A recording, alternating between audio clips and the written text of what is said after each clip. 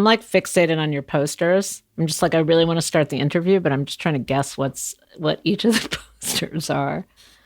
Who set up your room when you moved? Me. You did?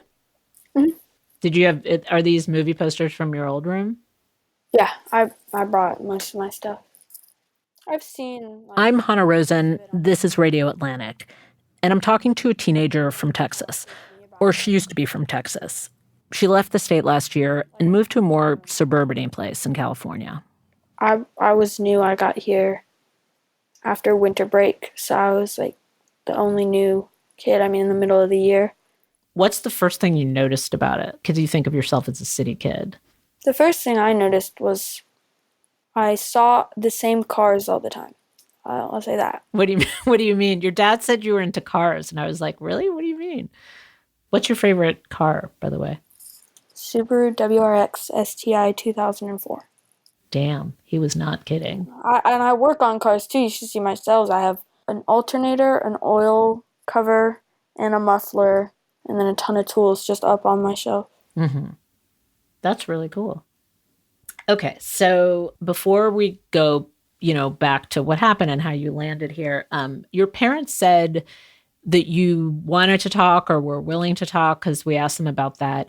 I was wondering, did you have a reason? Like, why did you want to talk to us? Um, well, I wasn't 100% sure what we were gonna really be talking about, but if it is what I think it is, it's just about me and everything in Texas. Everything in Texas. How a state senator wrote a letter to the Texas Attorney General one day asking whether what he called sex change procedures for children equal child abuse. And then suddenly all the grown-ups, senators, judges, teachers, parents, reporters, were talking about things like puberty blockers and gender reassignment surgeries and who was doing the better job protecting children. And now this fact about herself that she mostly talked about with her parents or her doctor and maybe one or two people at school had become a political issue. She still cannot fathom why anyone would be yelling about this in the state house or on the streets or wherever. I'm not a part of the trans community. I am trans. That's it. I don't have flags up in my room. I don't have it in my Instagram bio. I'm not like a crazy super pro Democrat. I mean, of course, I'm against the people who are making my life like this, but I'm not an advocate or an activist. That's why I want to do this anonymously. Like, I don't go to protests. I'm not very involved in the trans community, and not that I have a problem with that, but that's just not who I am. Mm-hmm. So who are you then? That's really, really, really important what you just said, because I think like you're right. If you're talking about this, you're affected by politics, people might just make those assumptions, but like that's just not you. I'm just, I'm not like, oh, I'm a cheerleader or anything, but I'm a normal, semi popular girl. Mm-hmm. What do you most remember about living in Austin? My best day in Austin probably was summer of fifth grade, and everyone in the whole neighborhood got together, and we had water balloon fights every day all summer. That sounds amazing. And are you like good at water balloon fights? I would like to say. Mostly I remember being good, everyone being nice and happy, and when I actually like formally like came out or whatever, I was probably 11. But everyone knew by the time I was like in second grade. Because like had you said things as a like what's Just kind of like how I dressed and how I acted. Like, I didn't act weird, but I just wasn't a boy. It was never something that set me apart when I was younger. I was just who I was, and everyone was okay with it. And then once everyone got older and got into middle school, they developed their opinions about me and about people like me. I mean, most of Austin was nice.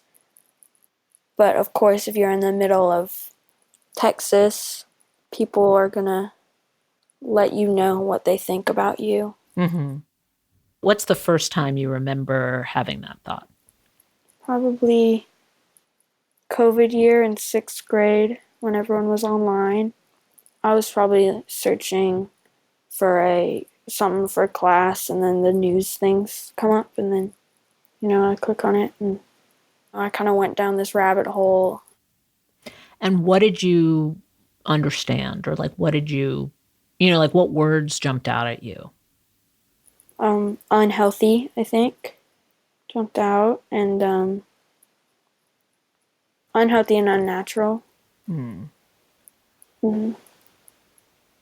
Those are hard words to read, unhealthy and unnatural. What was the thought in your head after you read those? I laughed. I didn't laugh, but I thought it was funny because at first I thought, oh, it's a hick, it's a redneck, I don't care. Because it's not like I'm ever going to be in contact with these people. So it didn't affect me. I was fine. I honestly, I didn't mind it. I was like, okay. But then on and on, I realized, oh, it's not just random Texas guys in their trailer. It's kids, and it's everyone, a lot of people. How did you come to realize that? Probably 7th grade. And I got to be instead of with 5th graders, with 7th graders. Then I realized a lot of these kids think the same as what I thought was a couple of old rednecks. But I realized that a lot of people in my life agreed with what those people thought. And what was your main feeling? Were you scared? Were you sad? What do you remember how you were actually feeling during that period? I was annoyed. I didn't want anything to do with them either. Mm-hmm. So at that point, it's still just annoying. Mm-hmm. I thought that eventually they would move on. They did not.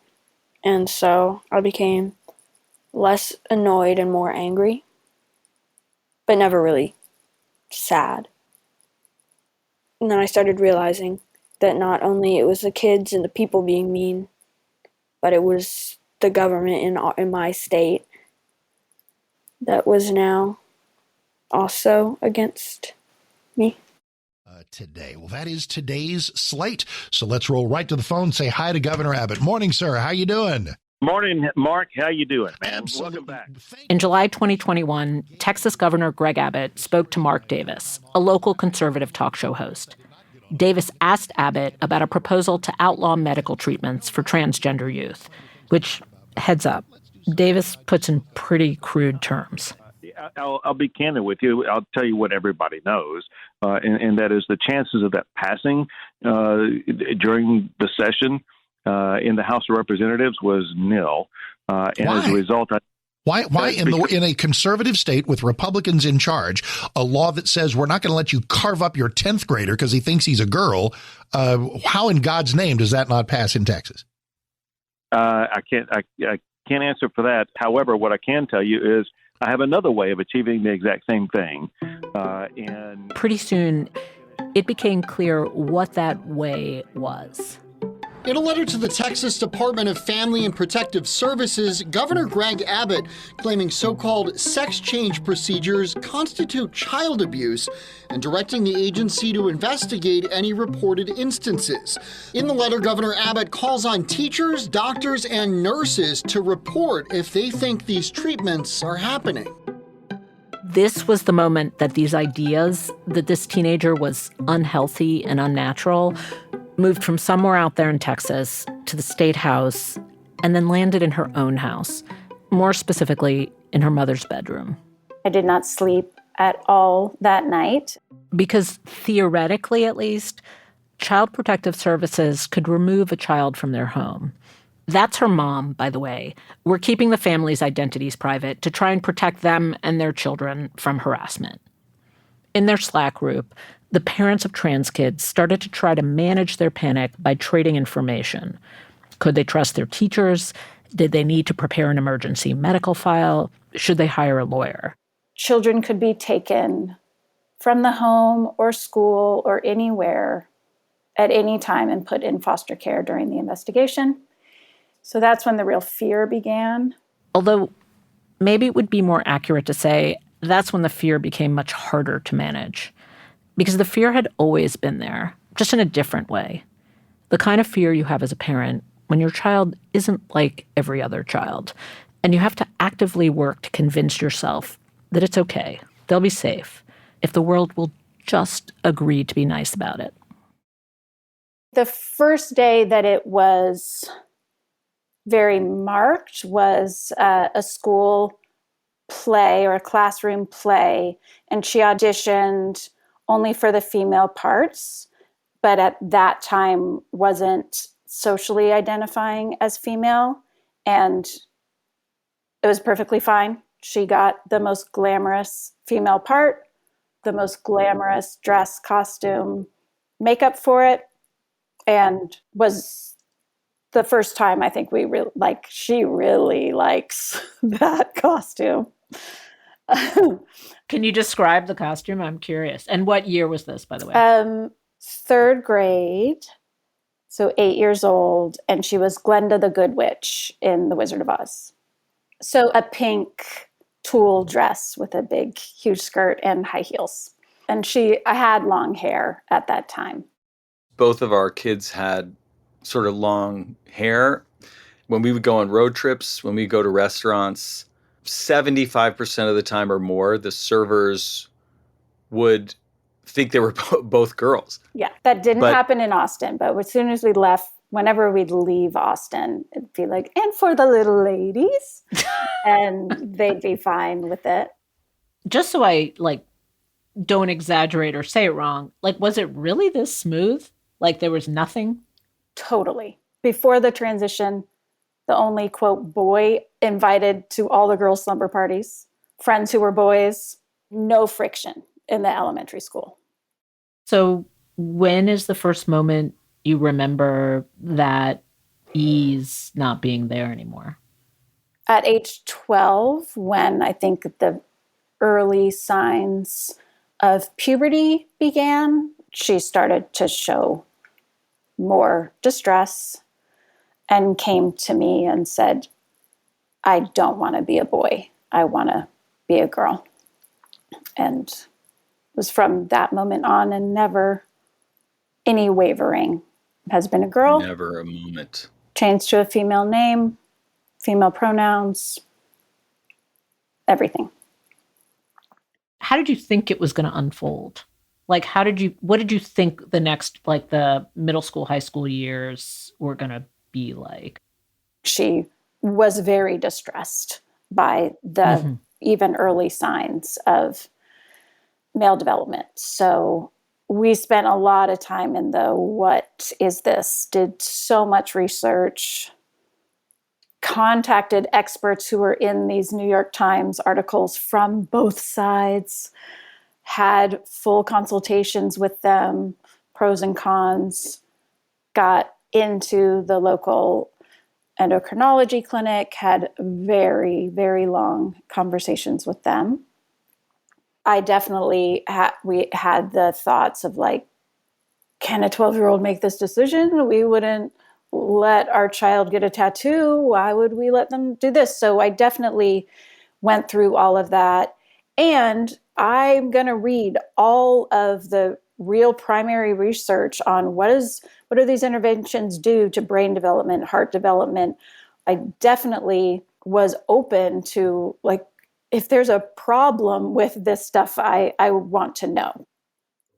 I mean, it sounds like you guys are in the sort of parental tight space. You're like, what's this going to mean for my kid? What's this going to mean for us as a family? But you didn't see any bigger trouble on the horizon. You weren't thinking about that. The Texas of it all? No.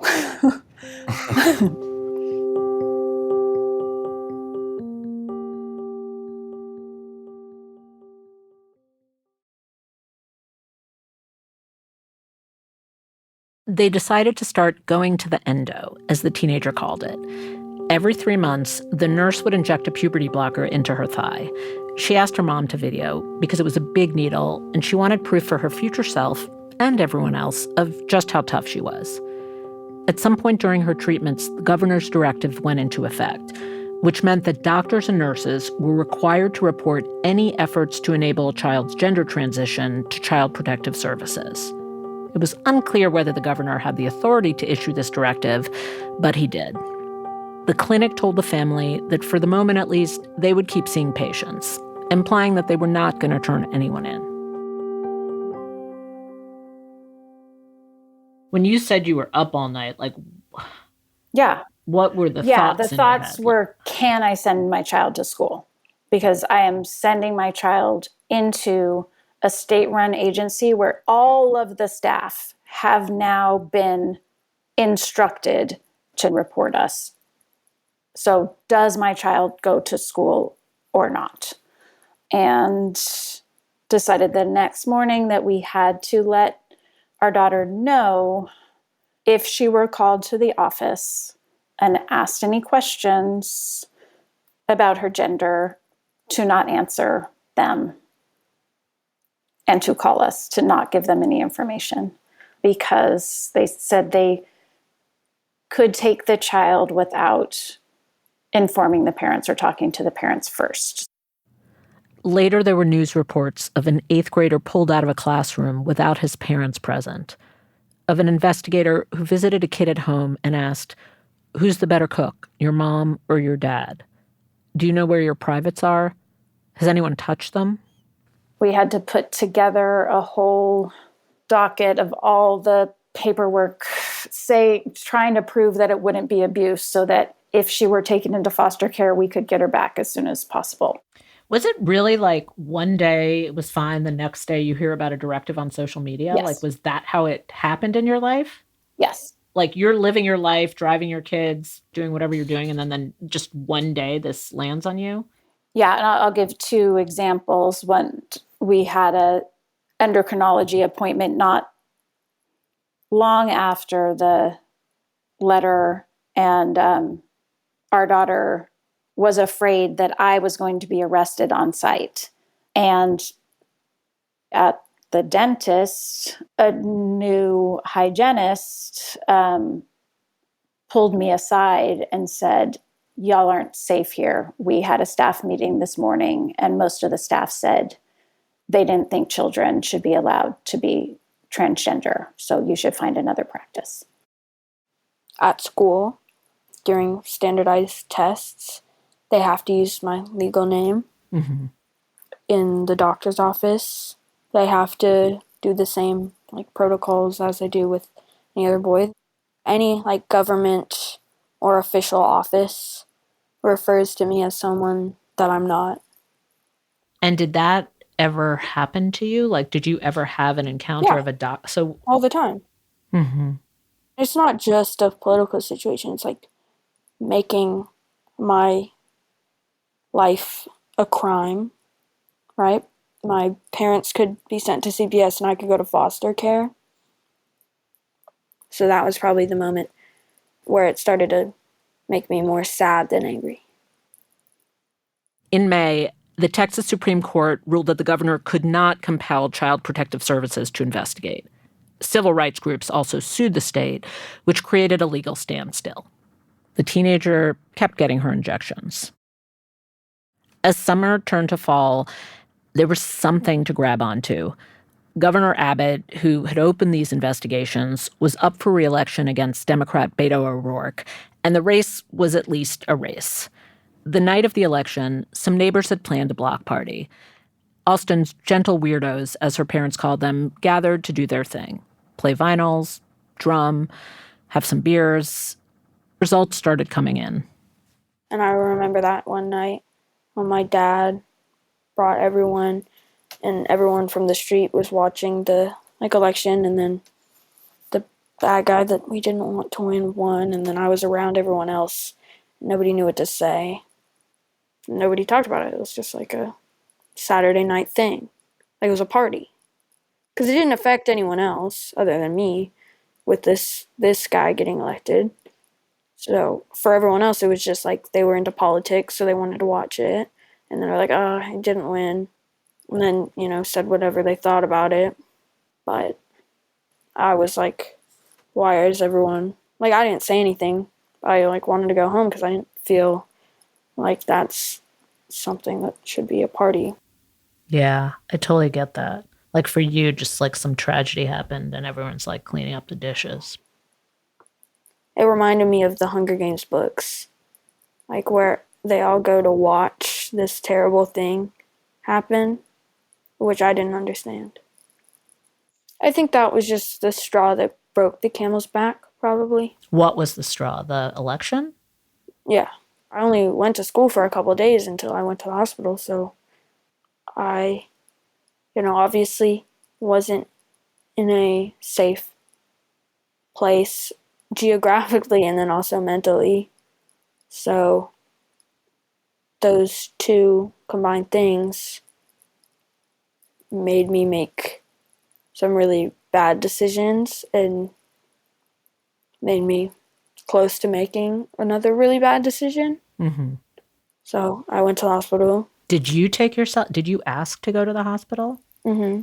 I knew that I had to. Mm-hmm. When I was getting set up for the hospital, my dad was asking me what's going on, and I told him it's because of Texas, and he was like, okay. When a minor says that they don't feel safe or that they might hurt themselves, it triggers an involuntary commitment process. And so they took her in an ambulance. I drove behind because, I couldn't drive her there. So this was really the first moment of we're losing control of our child. Now this process that we've been afraid of for most of the year is now underway. The wheels are turning and we don't really know what is going to happen now. At the intake person said she didn't think kids should be given the right to choose this as they're taking her in. And she had understood before I did that we have to leave. I've been up thinking about what we can do. And I said, one option is we can move to a different state where you'd be safe and legal. And she lit up and said that would make me very happy. So they made this maybe extreme arrangement. The teenager would leave right away. The rest of the family still had a life in Texas, work, school, friends. So in the meantime, the parents would split their time between California and Austin, and the whole family would reunite over the summer. When they called you and said, we're moving, what was your reaction? I was excited. Obviously, I don't want to move from where I've lived, but it's going to be better. So, yeah, I was happy. And what about the rest of your family? How did the conversations go in the house about moving? My brother doesn't, my dad doesn't, and my mom don't. They don't want to move, but I do. And if it were up to me, I would probably go and live with my grandparents and let them stay here, stay in Texas, because I don't want to do that to them. But at the same time, I didn't want the fact that I happen to live in a place that is in America, the country that is the home of the free. If I'm just a couple thousand miles away from, not having to feel like this, I'm not gonna put up with everything. How is your California school, by the way? I was curious about it. I think at my new school, though the politics of this area is better, my peers are a lot worse than in Texas because they don't understand truly how what they say can affect other people. So they'll say a lot more hurtful stuff and a lot more often, but it doesn't really affect me as long as I know that the politics, here, I'm safe. I don't have to hide.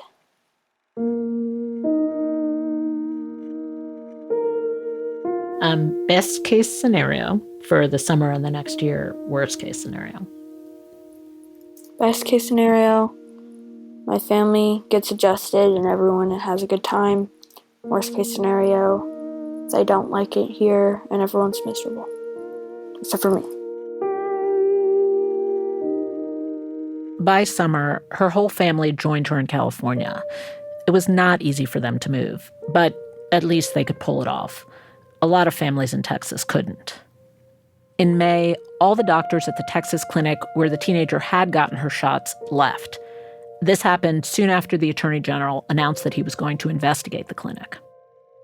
In June, the governor signed a new bill, which was a version of the original bill he'd been trying to pass all those years. This one points at doctors, criminalizing puberty blockers and hormones and any surgeries for minors.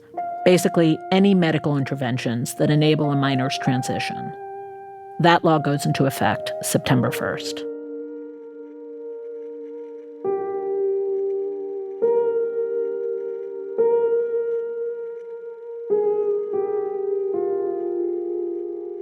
This episode of Radio Atlantic was produced by Ethan Brooks and edited by our executive producer, Claudina Bade. It was mixed by Rob Smirsiak, fact-checked by Sam Fentress. If you or someone you love is having thoughts of suicide, please call the National Suicide Prevention Lifeline at 988 or text TALK, that's TALK, to 741-741 to reach the crisis text line. I'm Hannah Rosen, and we'll be back with a new episode every Thursday.